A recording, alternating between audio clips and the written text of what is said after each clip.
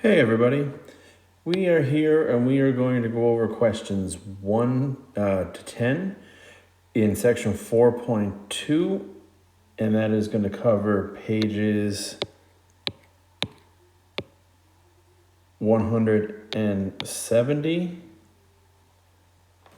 and also the questions that are on page 171. So first we're going to go up top to the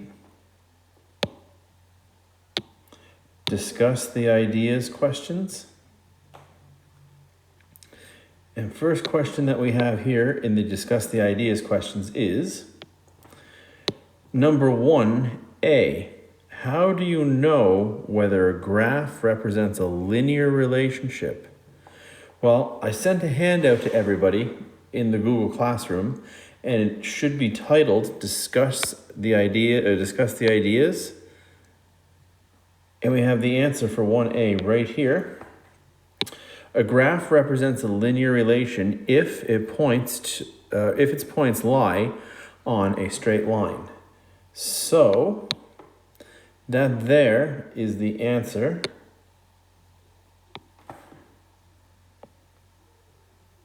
to that one. So now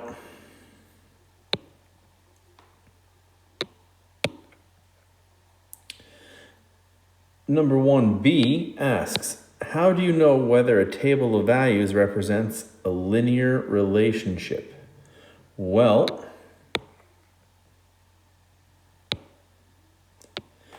a table of values represents a linear relationship if a constant change in one quantity produces a constant change in another quantity. So if there's a change in the x value, if x goes up by 1, then y will go up by another constant value. It doesn't have to be 1, it could be 1, 2, 3, 4, whatever. It just has to be the same each time. So that is the answer to this question. So now question number 2. How many points do you need to graph a line? And at the moment, what we can tell you is that you need at least 2 points are needed to graph a line. So you need at least 2 points. Question 2B. Why do we often use 3 points? Should we use more points, and explain? So in this situation, should we use 3 points and why? 3 points or more are used to graph a line to provide a more accurate graph. If 2 points are close together, it is often difficult to extend the line accurately. By using additional points, we may find points that are not part of the relation and were generated because of a mathematical error. So yes, it is always good. Having a third point would definitely make your line more accurate. So that was for 2A. This was for 2B. And now question 3. How do you know when to connect the points on a graph? Okay, so this goes back to the last video when I talked about discrete data and what discrete data was. So here's what the answer to this question is. We connect the points on a line when all the values between the points are permitted. For example, consider the points 1, 3, and 2, 6 plotted on a graph. We would join these points if they represent distance against time, since distance could be included, since distance could include values between 3 and 6, and time could include values between 1 and 2, such as 1.5 seconds. However, if the graph represents costs against the number of DVDs rented, we would not join the points since you could not rent 1.25 DVDs. We did another example in the classroom talking about tables and how many tables you'd need to set up for 41 people. and we found out that you could only set that you would need 9.75 tables, but we had to round that up to an even 10 tables because you can't have 9.75 tables. You can't have 0.75 of a table set up. Just like you can't rent 0.125, you can't have 0.25 of a DVD. So those are the three discuss the ideas questions and the answers for them. As I said earlier, these answers were sent to you here. So this entire set of answers right here was sent to you in the Google Classroom as a document. So now let us look at questions 4 through 10. So question 4, which graph represents a linear relation? How do you know? So here we have for A, B, C, D, and then up here in the top corner, this is for E. So now, in this particular case here, they want us to state which graph represents a linear relation. How do you know? So a lot of these are going to be the same answer. So for this one here, for 4A, I can say that it is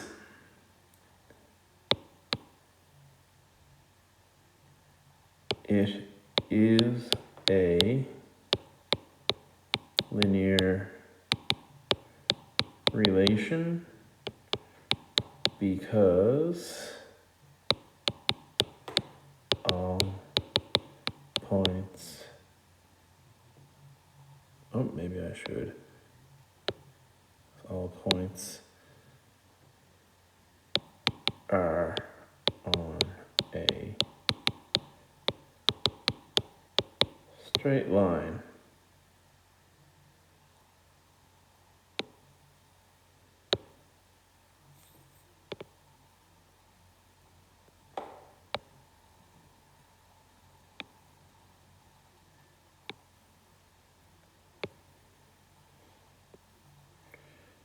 So there we go.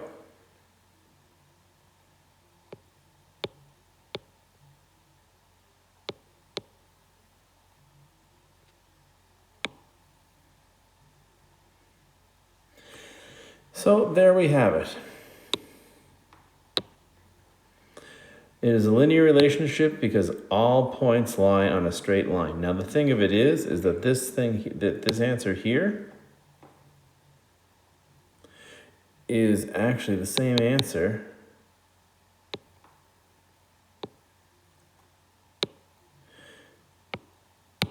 so when we look at B, or actually if we keep looking at A, I'll explain this.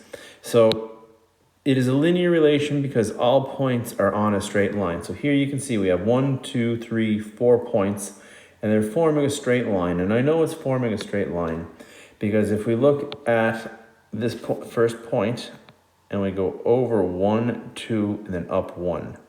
Then to get to the next point, we have to do the same movement, over 2 and up 1. Then over 2 and up 1. So these points all lie on a straight line, I can tell that. Now, when I look at B, I wind up getting the exact same answer. I get the exact same answer because I can tell here that these points are also on a straight line. We start down here at -4, we go over 1, up 1, over 1, up 1, over 1, up 1. And all the points lie along a straight line going up at the same rate. So we could say in this one here, for this 4A, that we have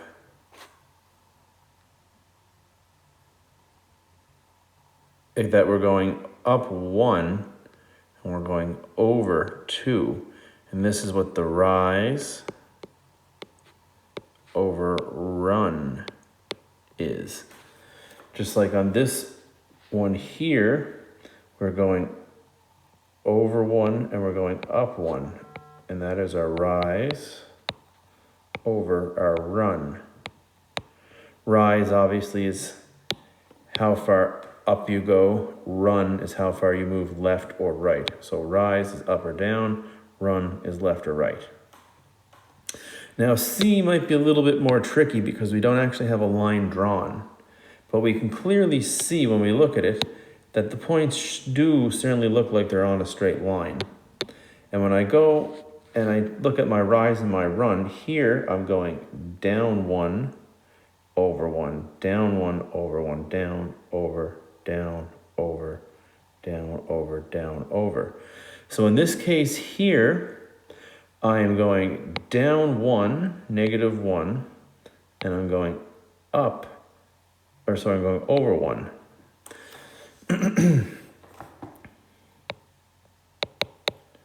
So rise over run. So now, when we want to answer for C, we can state the exact same answer that we had for the previous two.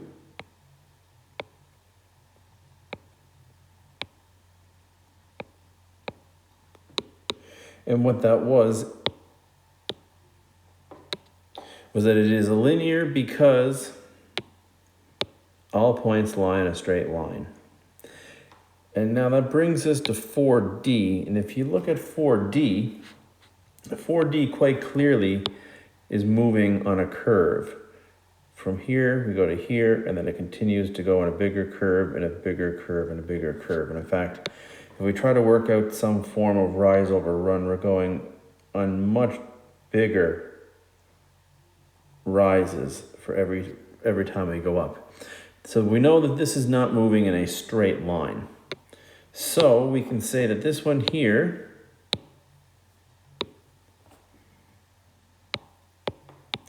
does not have a linear relation because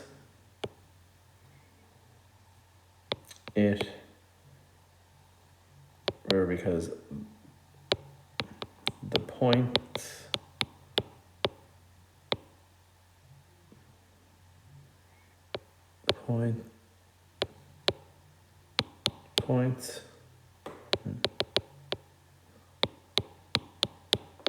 are on a curved line.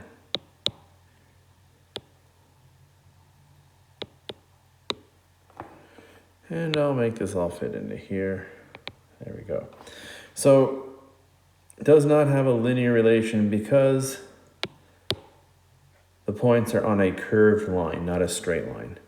So now, if we come up to E, E is a little bit more troublesome. In fact, we could make a straight line if we tried to connect these points here.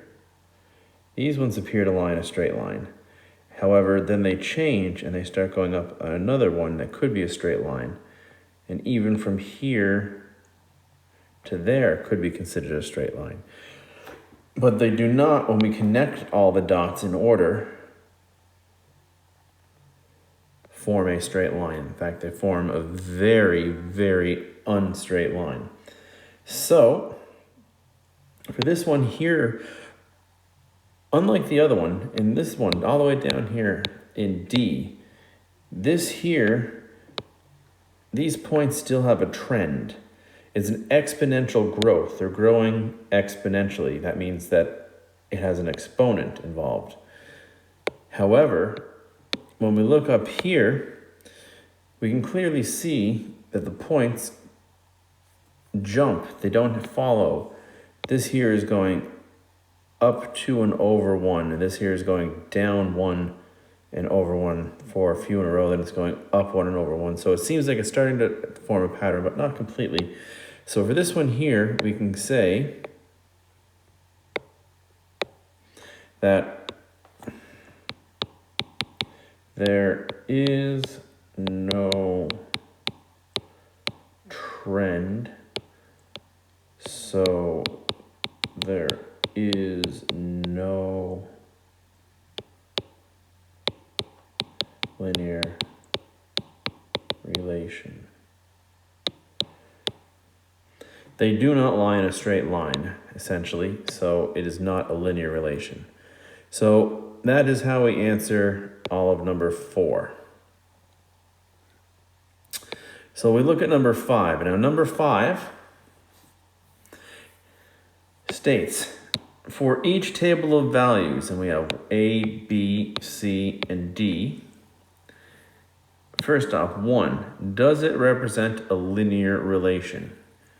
2, if the relation is linear, describe it. And then 3, if the relation is not linear, explain how you know it's not. Okay, great. So we need to be able to tell by looking at a table of values if that table of values is going to represent a linear trend or not. Now we can do this by graphing the points and seeing if they form a straight line. But there's another way we can do it just by looking at the table itself without graphing anything. So the first thing we want to do is we want to start by checking out the rate of change in both the x and the y value. First, let's look at the x value, and in this case here, we can clearly see that it's going up by +1 each time. So x is going up at a constant rate. It's going up by +1 each time. When we look at our y value, now y in this case went up by +9, then +9, then +9, then +9. So y is going up at a constant value each time. In this case, it's going up by 9. Now, x is going up at a constant rate, a rate of 1. Y is going up at a constant rate, a rate of 9. So because they're both going up at a constant rate, I can say up here that for A,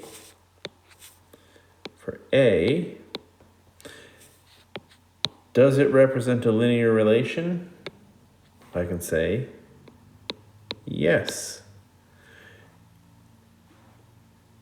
B is asking, so that tells us that for A.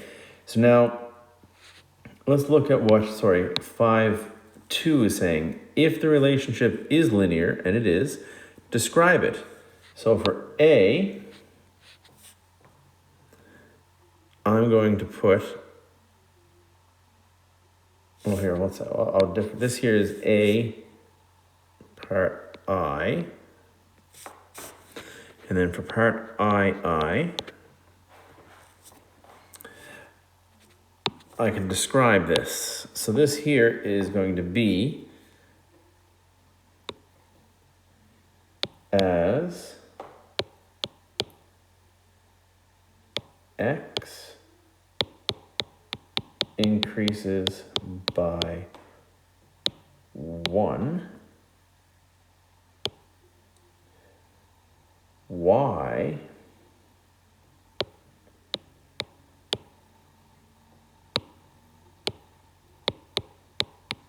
increases by 9. So as x increases by 1, y increases by 9. So then for part 3, if the relationship is not linear, explain how you know. Well, it is linear, so A, I don't need to do part 3. So now when we look at B, so here we're going to go over part B. Part B, I. So we're looking at B. Here, x is at 9, 8, 7, 6, 5. So this is going down by 1 each time. When we look at y, we're going from 8 to 11, 14, 17, 20. So this here is going up by 3, then up by 3, then up by 3, then up by 3. So again, they're both going up by a constant rate. So for in this case here, for B, does it represent a linear relationship? The answer is yes. And then for part 2, to describe it, well, in this case here, I can say as x decreases by 1. I say decreases because x was going down by 1 each time. Y increases by 3. So that is the relationship that we're seeing right there. So now we can look at part C. So in part C, we have a rate that's going up by 1 each time here. So plus 1, plus 1, plus 1, plus 1. And here, we're going up by 2, then 4, then 6, then 8.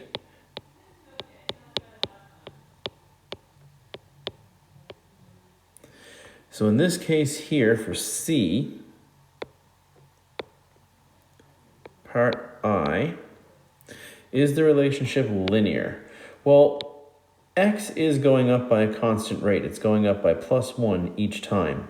However, y is going up by a different number each time. First it went up by 2, then 4, then 6, then 8. So because they're not going up by a constant rate, they're not both going up by a constant rate, does this represent a linear relationship? No. No, it does not. Then in part 2, it is not linear, so we don't need to do part 2. But for part 3, if the relationship is nonlinear, explain how you know. Well, I can explain it this way.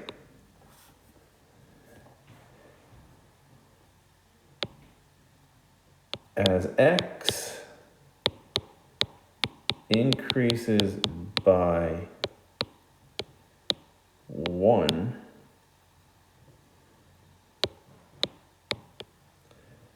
y is increasing by a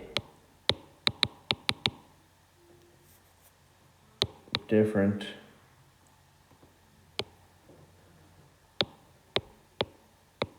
amount each time.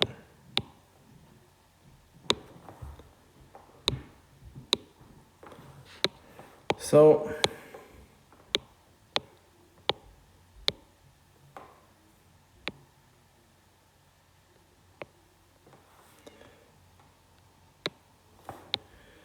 there we have it. So that's A, B, and C. And now if we look at number 5D, 5D.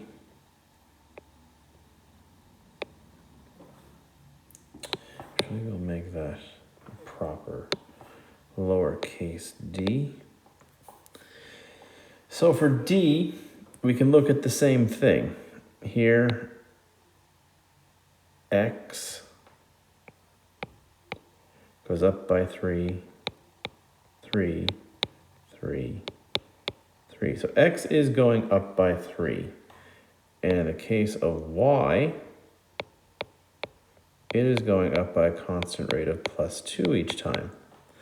So for number 5D part 1, is this a linear relationship? Yes, they are both going up at a constant rate. X is going up by 3 each time. Y is going up by 2 each time. So then for part 2,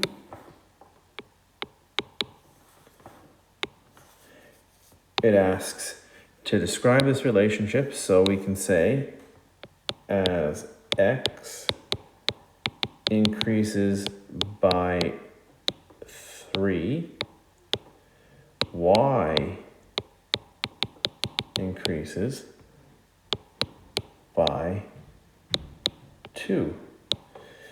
So that is all you really need from a table of values to determine if it is a linear relationship or not. You just need to have a constant amount in both the x and the y values. Obviously, like you can see, they do not need to be the same rate.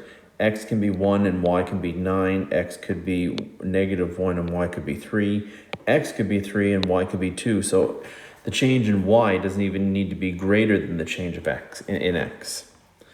Just as long as they're both changing at a constant rate, that is all that we need to know to determine if they are linear or not. Now let's look at question 6. Graph the linear relations you identified in question 5. How does each graph verify your answer to question 5? Okay, so we're going to be going back and looking at question 5 here, and they want us to graph each of these tables of values. So I can graph those right over here. So the first thing is we're going to look at this first table of values, 1, 2, 3, 4, 5 going along my x-axis. So in this case here, for number 6a, so for 6a, we can draw our table of values, or we can draw on our table of values to fill in this graph. So first thing is we're going to have the points 1, 2, 3, 4, and 5 going along here and coming up this way. If we were to go and set this up by going 5, 10, 15, 20, 25, 30, 35, 40, we can start to graph the points in a rough estimate here. So 1 and 4. So point 1 and point 4 be right about there. And then 2 and 13 is about here. 3 and 22. 4 and 31. And 5 and 40. And we can see that this forms a straight line. Well, not too bad for freehand. So for part B,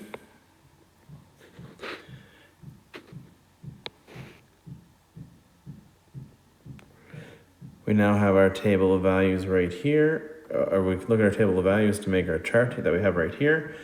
And now for B, we start off at a 9. And then we count down 8, 7, 6, 5. And then that's as far as we go. 4, 3, 2, and 1. And now this is going to be going from 8 to 20 on our y. So this here is our y-axis. This is our x-axis. So we have 20.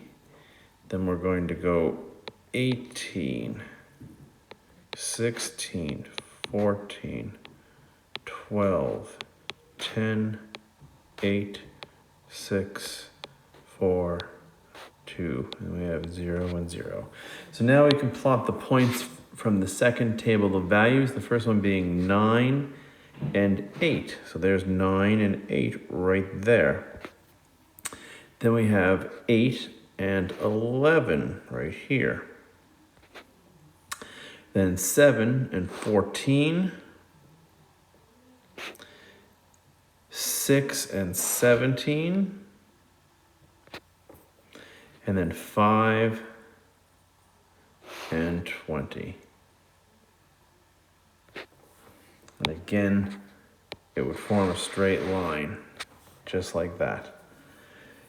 Now,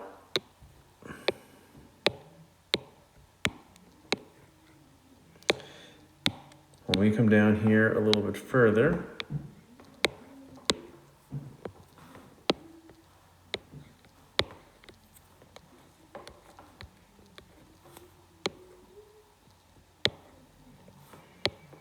Okay, so now when we come down a little further, I'm going to put number 6C right here. 6C, oh, that's in red, we'll get that back in black. 6C, we have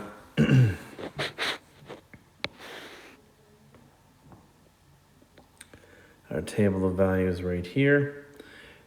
Looking at it, so we have a 0 and a 0. And this is going 1, 2, 3, and 4. And this is going up 2, 4, 6, 8, 10, 12, 14, 16, 18, 20. And so the first point is 0, 0. Then we have 1 and 2. Then we have 2 and 6. Then we have 3 and 12. Then we have 4 and 20. So this here has a curve to our line. So this is how we knew this one here was not going to be a linear relation. Finally, we have D. So I'll put number 5D. Oh, our C's moving. 1 second here.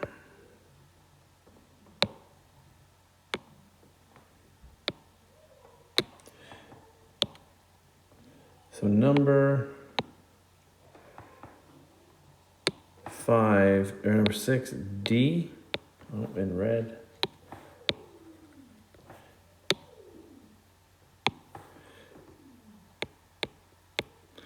Number 6D, this one here, we had our X and our Y value changing. So here we had 1, 2, 3, 4, 5, 6, 8, 9, 10, 11, 12.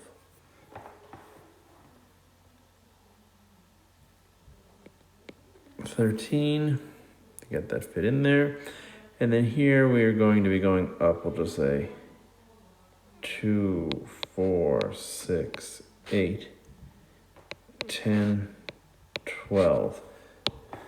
So our first point is number 1 and then 3, which would be here. And then we have 2 and 5, and then 3 and 7, and then 4 and 9, and then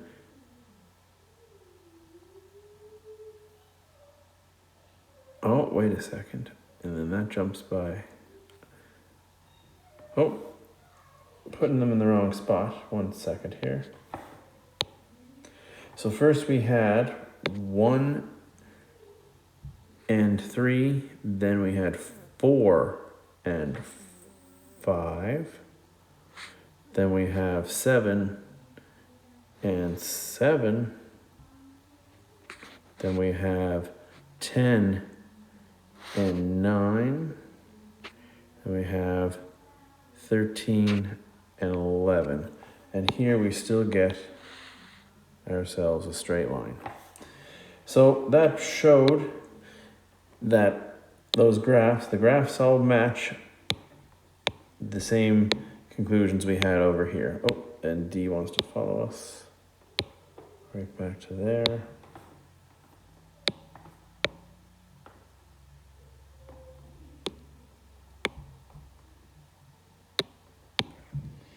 And now we're on number 7.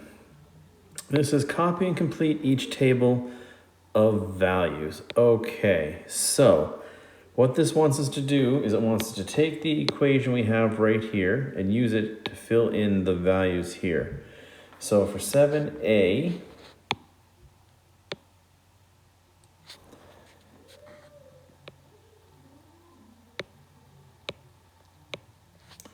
so for 7a,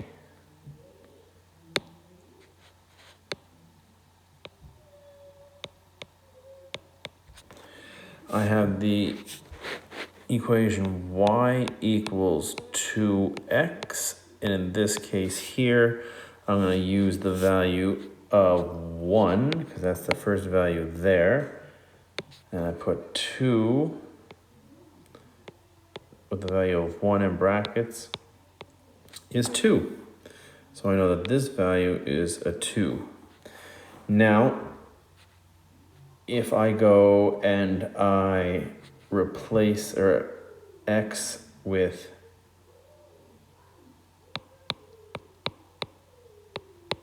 the next value, which is 2, 2 times 2 is 4.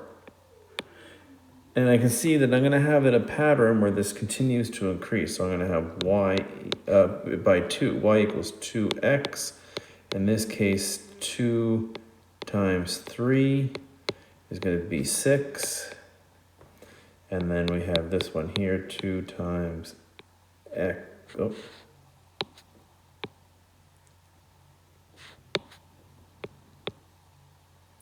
Equals 2x. 2 times 4 equals 8. So the table of values is filled in this way. Now, for b, we have the equation y equals x plus 2. So in this case here, for b, we can say that we have the equation y equals x plus 2, so the first one is 1 plus 2, and that's going to give us 3. Then the next time y equals x plus 2, we can say that it's going to be x plus, it's going to be 2 plus 2.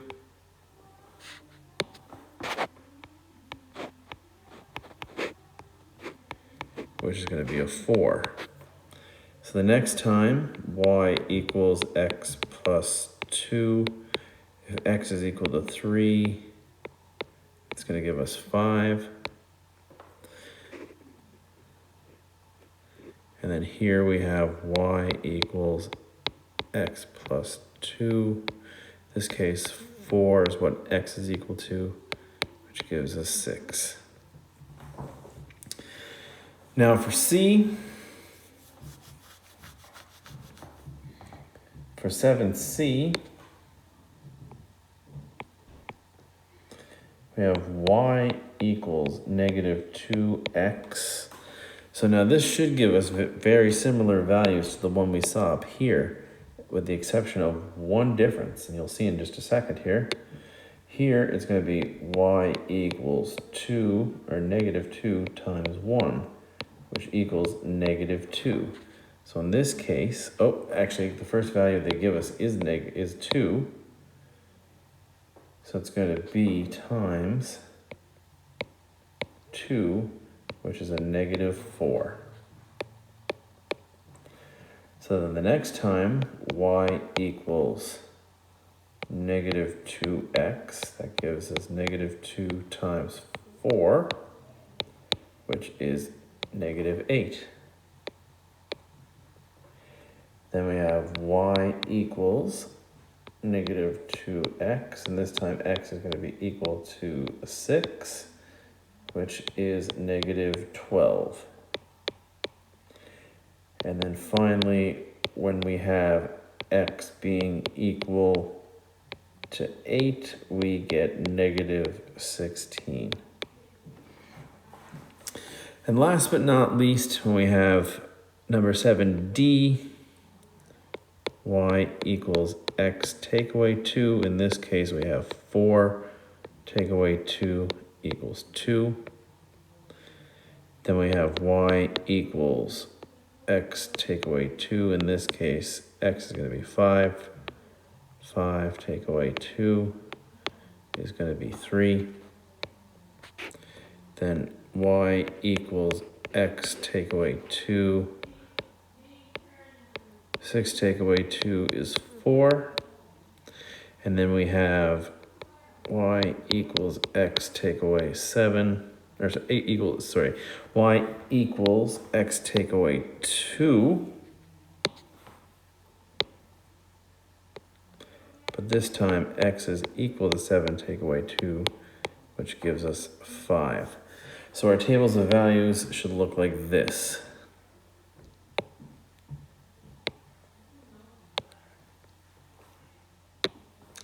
Now, for number 8, here is a partially completed table of values for a linear relationship. And it's important that they told us that it is a linear relationship because that will help us solve this table of values. So the first thing it tells us to do is A, determine the missing values of y. Explain how you found these values. Okay, so in this case here, I know that we have a constant rate of change, and I know we have a constant rate of change because it told me that this is a linear relationship. So this difference here is that it was going up by 3. So each time it has to continue to go up by 3. So 18 would be 21, and then we would have 24, then we would have 12 right here, then we would have 9, and then we would have 6. So I was able to determine that because all I needed was 2 points on my y-axis, which were these ones here, to figure out a rate of change. So that's what I did, is I found out the rate of change plus 3, and that allowed me to determine the value of the rest of these here. I knew that going this way I had to add 3, and then going this way I had to subtract 3 from the previous number. So now for part B says, describe the pattern in the table. All right, so for part B, so then for number 8B, describing the pattern in the table. In this case here, I can say, because I noticed that x is going up by 1 each time. So as x increases by 1, y increases by 3. So I knew that that was what it was going to have to be, because x is going 1, 2, 3, 4, 5, 6, 7, 8, and this is going 6, 9, 12, 15, 18. So they're going up by 1, and this is going up by 3. C, write an equation that represents the relation. How do you know your equation is correct? Okay, so what we need to do in this situation is wind this table back a few steps. So if I was to wind this table back so that we had a value of 1 for x, that would go down, this would go and become a 3. So next, if I was to wind this back to a 0 for x, that would become a 0 for y. So my initial value in this case is 0. So I actually don't have to have a plus. So remember, initial value, we talked about this earlier in the earlier video, that is 0. So the equation we're going to have for number 8C, the equation we're going to have is y equals 3x. And I know that because all I need to do now is to replace any of these values here, and we'll get the same. 2 times 3 is 6. 3 times 3 is 9. 4 times 3 is 12. 1 times 3 is 3. 5 times 3 is 15. So I know my equation is correct because if I substitute these values in for it, it works. So I'll just write one out just to prove it. So if x in this case was to equal 4, we should have a value of 12. And in this case, 3 times 4 does indeed equal 12. So I know that my equation is correct.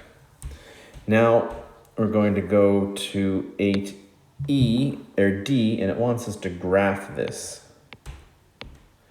So when I go to make a graph, in this case here, this is my X, this is my Y.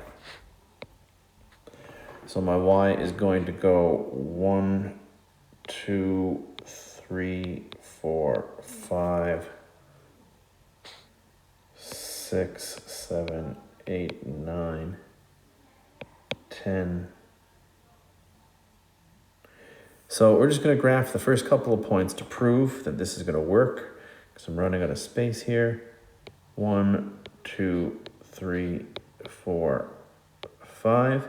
So we've already determined that when X was 1, Y was 3. When this was 2, it was 6. When it was 3, it was 9. And we have ourselves a straight line. So now E,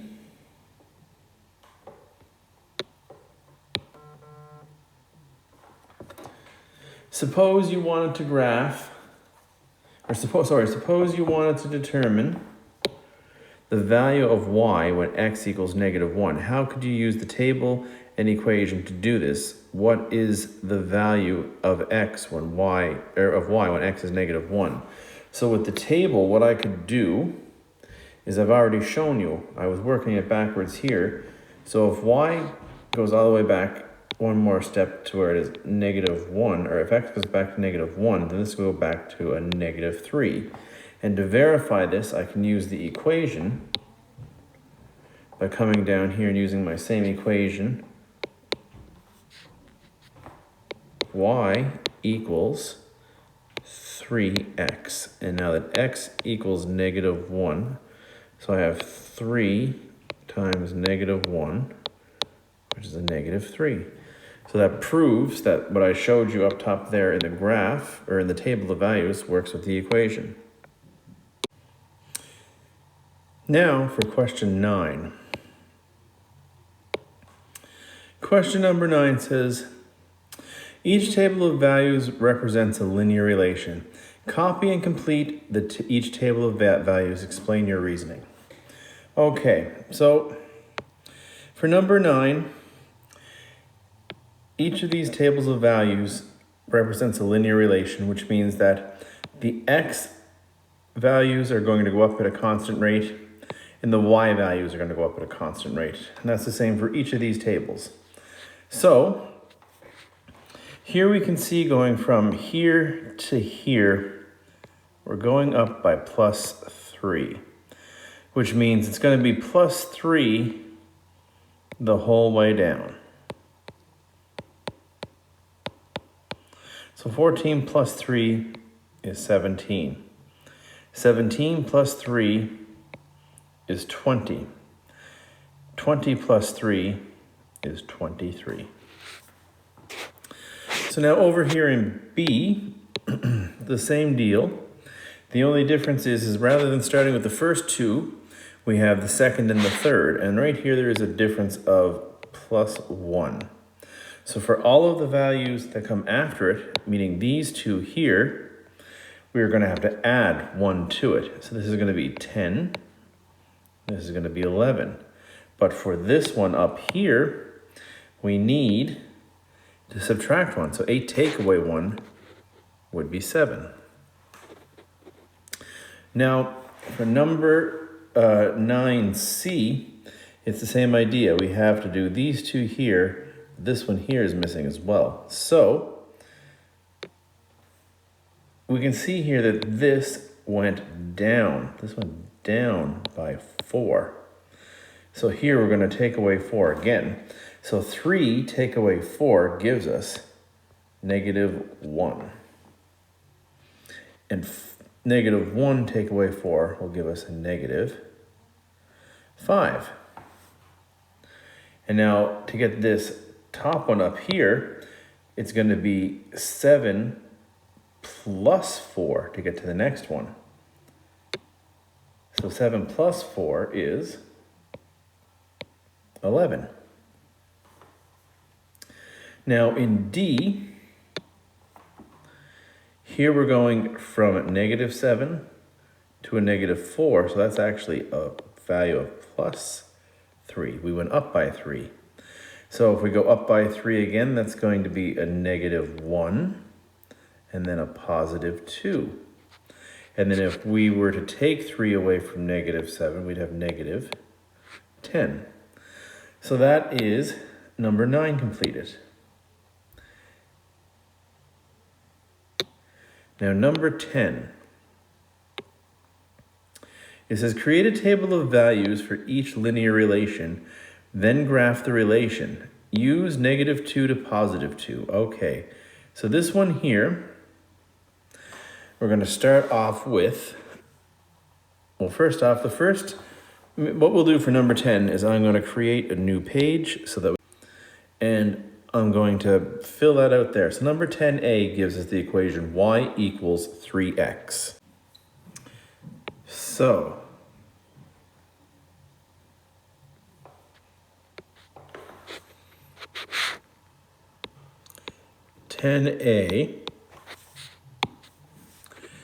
we have the equation y equals 3x, and we have to make a table of values for x and for y. And it's telling us our values go for x, negative 2, negative 1, 0, 1, and then 2. So that if we plug in the values for each of these values of x, that will tell us the corresponding value of y. So 3x, if x is negative 2, 3 times negative 2 is a negative 6. If we have y equals 3x, and this time x is negative 1, we get a negative 3.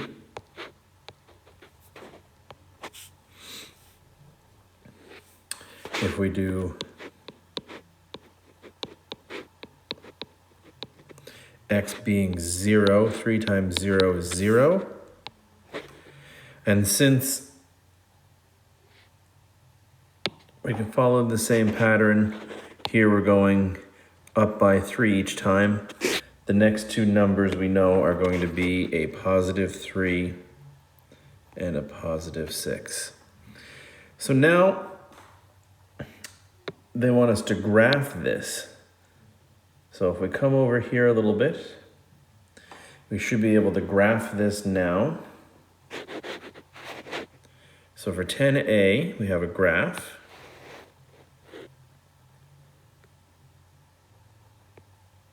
Actually, that's a little too large. We don't need all that.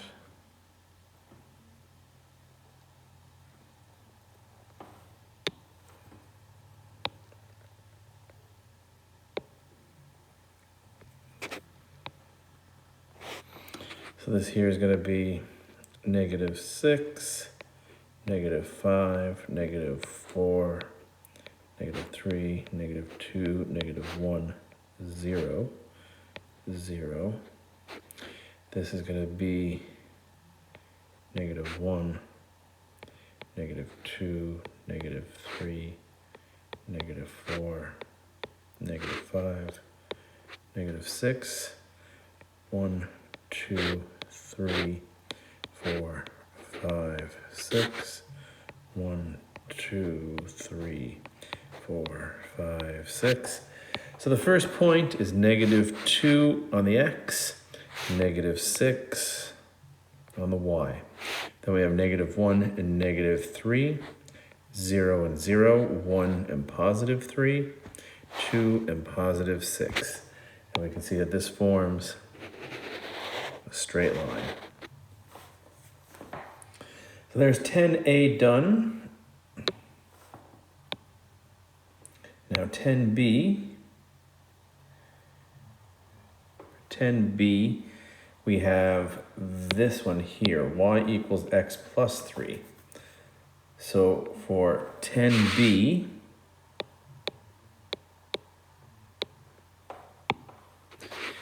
y equals x plus 3, we have our table of values, and it's going to be the same x values as we used for the previous one.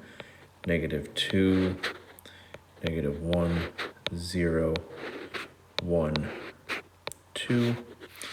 And so here we're just going to add 3 to each x value. So I'll go through the first couple. -2 plus 3. -2 plus 3 would be 1.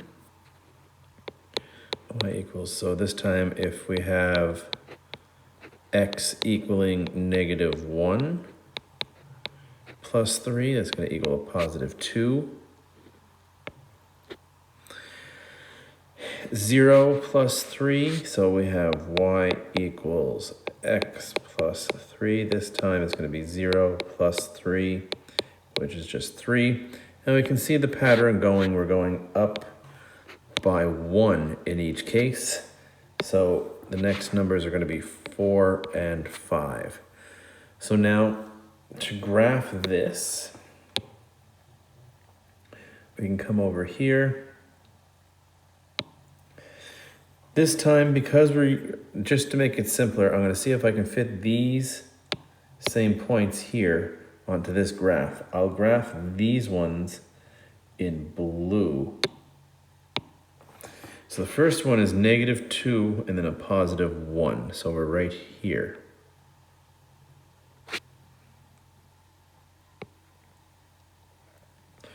Then we're doing -1 and a +2, 0 and a +3, 1 and a +4, 2 and a +5. So now we're also getting a straight line out of 10b. So now let's move on to 10c. For 10c,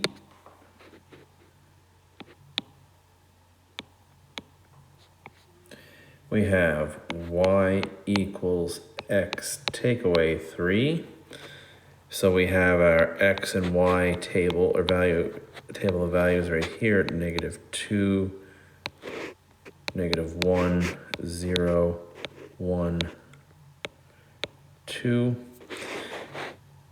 And so this is going to be very similar to the last one, only we're going to be subtracting 3 from each value. So -2 take away 3 is a -5. So then when we have it be -1 take away 3, we get a -4. Then when we have it equals 0 and x equals 0, -3. And we see the pattern now.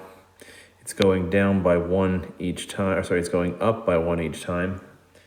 So this is going to be a -2 and then a -1.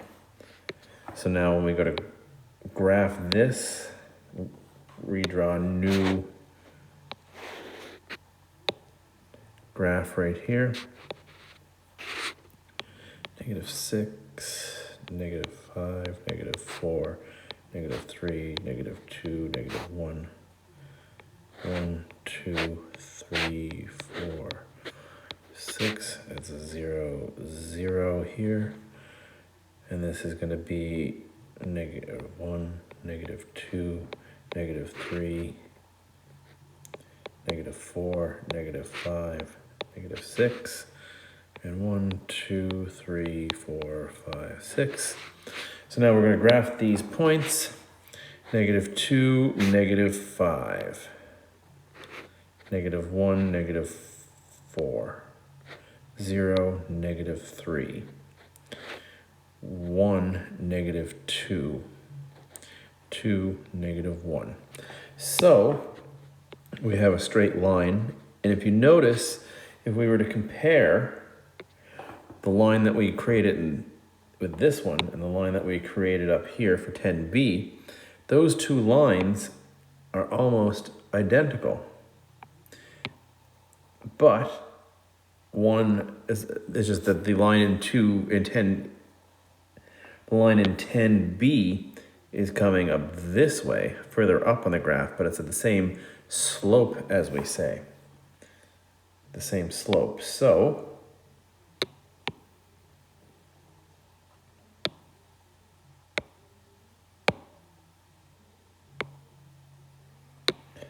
there we go. So that's 10C done. Now 10E. 10D.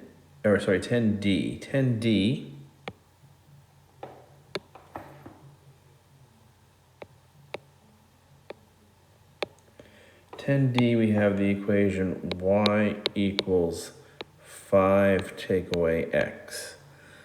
So when we have this, we can put our same table of values in, -2, -1, 0, 1, 2.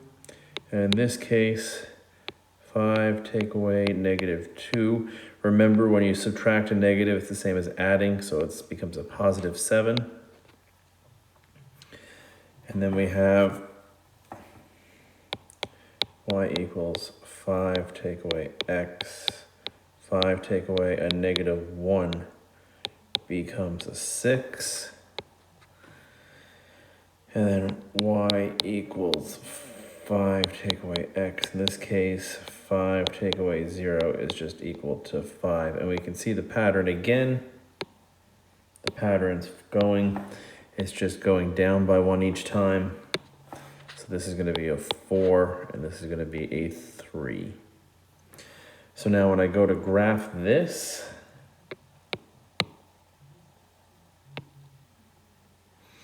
if I graph this up on the one up above here, I'll have to add a 7 to it. And this time I'm going to graph 10D in blue up here. So 10D, -2, +7. -1, +6. 0, 5, 1, 4, 2, 3. Oh, 3. I guess 4 should have been a little higher. Oh.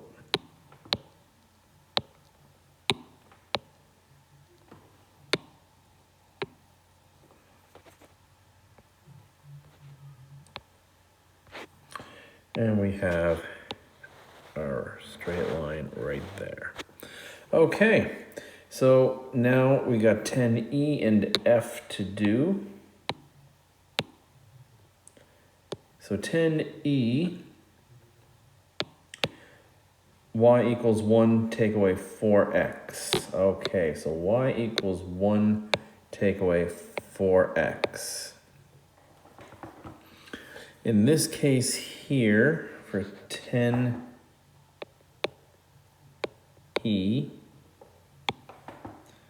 y equals 1 take away 4x. Was that what it was? Yep.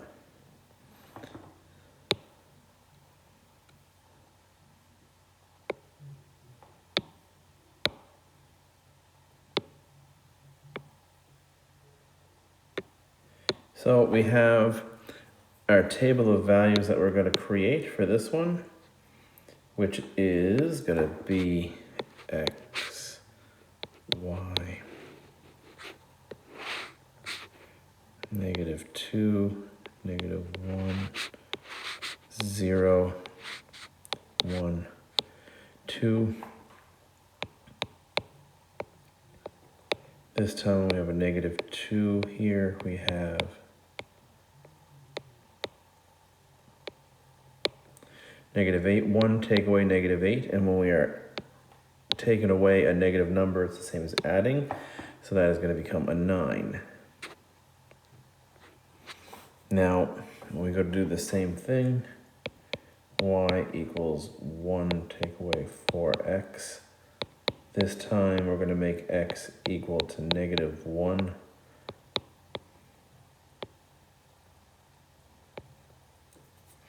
Which is a -4, which becomes a 5. So we'll do one more.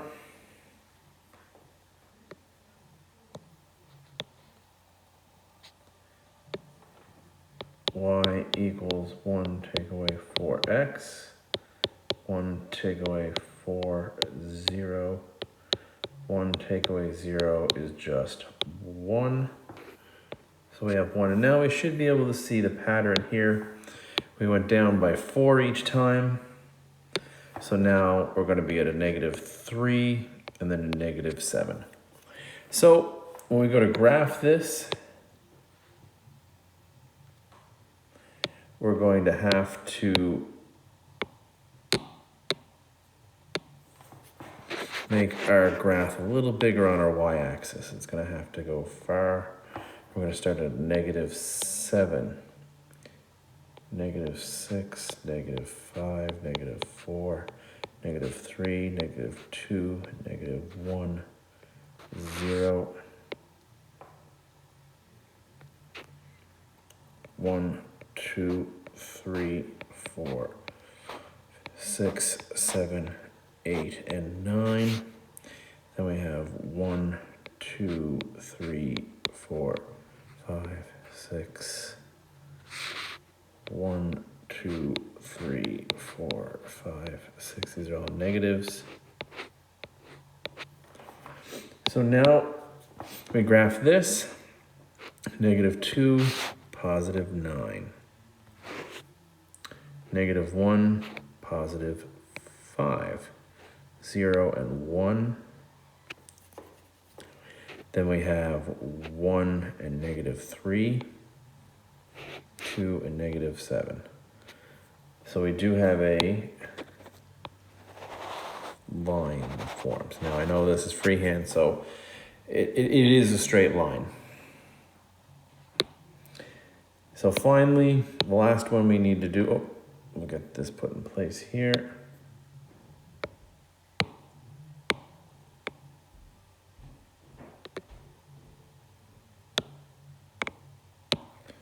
So now 10f, -2x take away 3, -2x take away 3. So for 10f,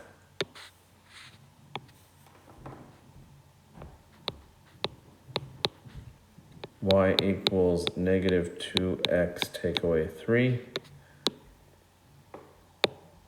Yep.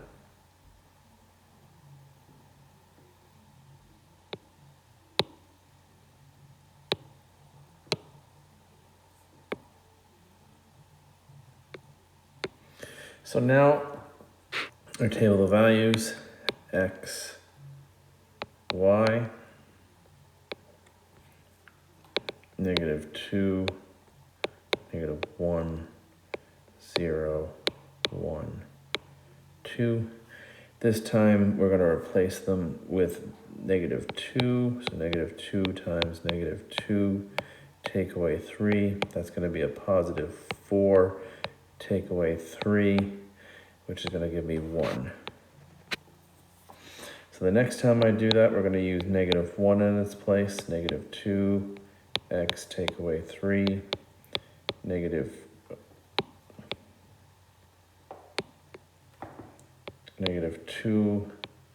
times -1 take away 3 is going to be 2 take away 3, which is going to be a -1. So now I have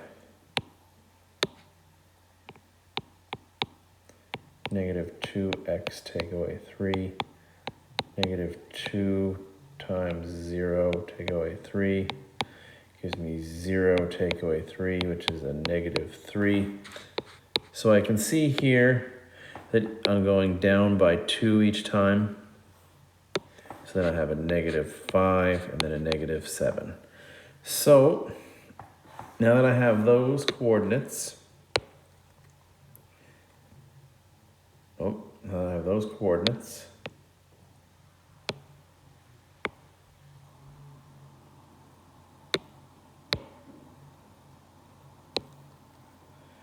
I can make a graph.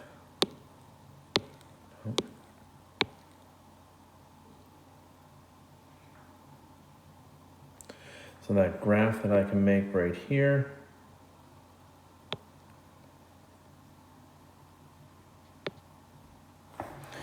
and we're going to go at a -7, -6, -5, -4, -3, -2, -1, 0. And we can go 1, 2, 3, 4, 5, then 1, 2, 3, 4, 5, -1, -2, -3. That's good enough for this one. So now we're going to plot those points. So first was -2 and a +1, so right here. Then a -1 and a -1. Then 0 and -3. Then 1 and -5. Then 2 and -7, giving us our line right here.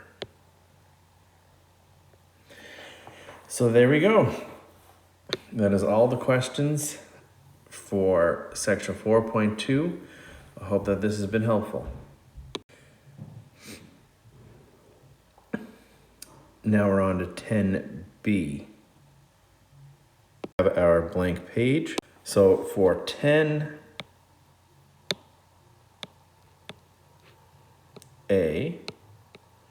we have y equals 3x. So then it wants us to do a table of values. So a table of values is x and y. And instead it wants to go from -2, -1, 0, 1, and then 2.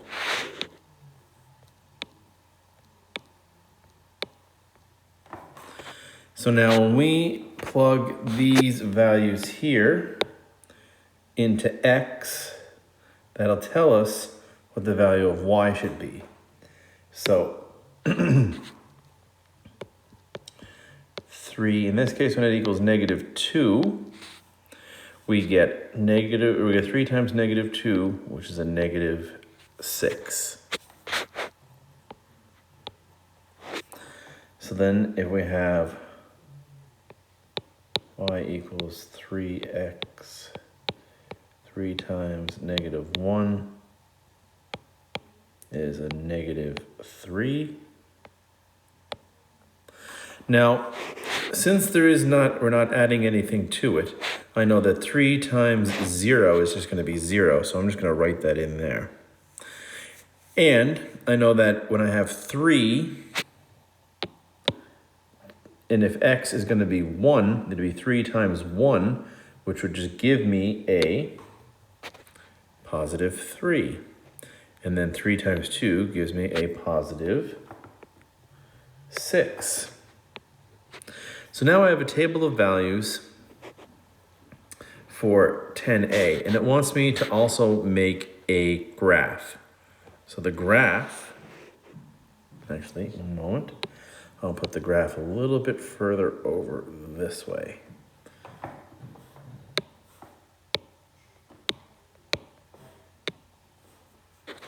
So I'm going to go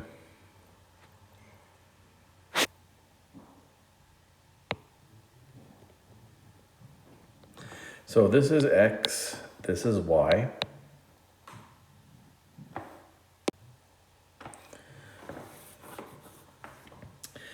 And for y, I'm going to go 0.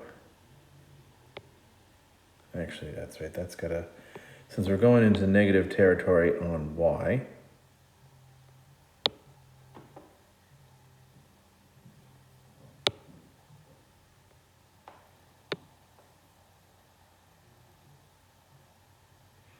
and for x. 1 second here.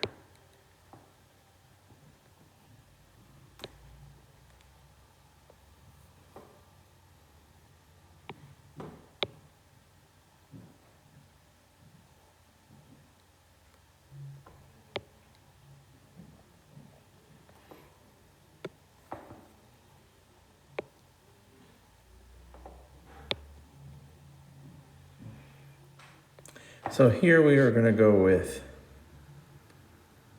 -6, -5, -4, -3, -2, -1, 1, 2, 3, 5, and 6. Then we're going to have 1, 2, 4, 5, and 6. 0, 0, -1, -2, -4, -5, and -6. Now when we graph these points, we get -2, -6, -1, -3, 0, 0, 1, +3, 2,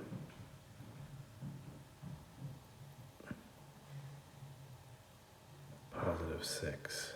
Oh, 1 second here. That's